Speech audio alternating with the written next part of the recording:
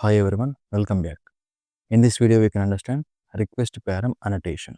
Request param annotation is used to extract the data from query parameters in the request URL. Query parameters are represented in the form of key value pairs. Based on the key name, we can read its value by using @request param annotation. These are the URLs to access request param annotation. If we have only one key value pair, then we can specify question mark key is equal to value. If you have more number of key value pairs, then these key value pairs are separated by and keyword. Okay, let's move to STS IDE to understand more about request param annotation. This is employee controller. Here I am implementing one method, that is public response entity employee get employee by name. On top of this handler method, I am using get mapping annotation /API /employee name. I am using a request param annotation,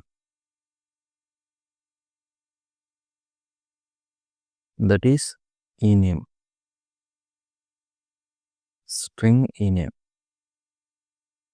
employee is equals to new employee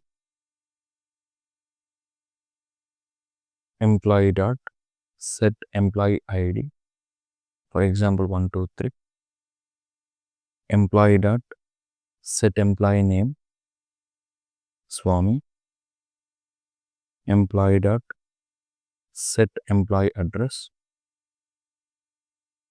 Finally, I am returning employee object, return new response entity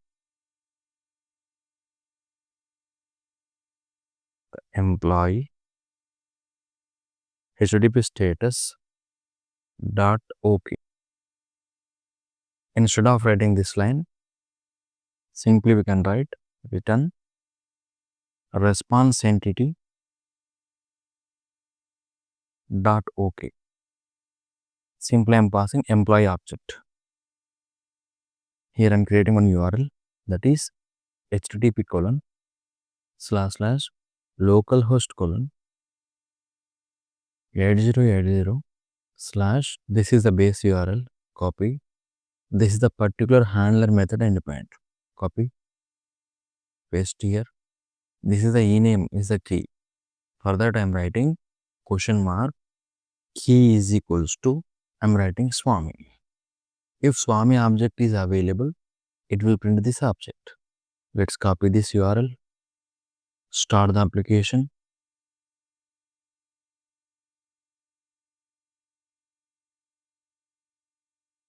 Go to browser, paste that URL, click on enter.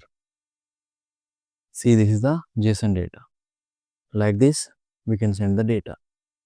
This is all about request param annotation.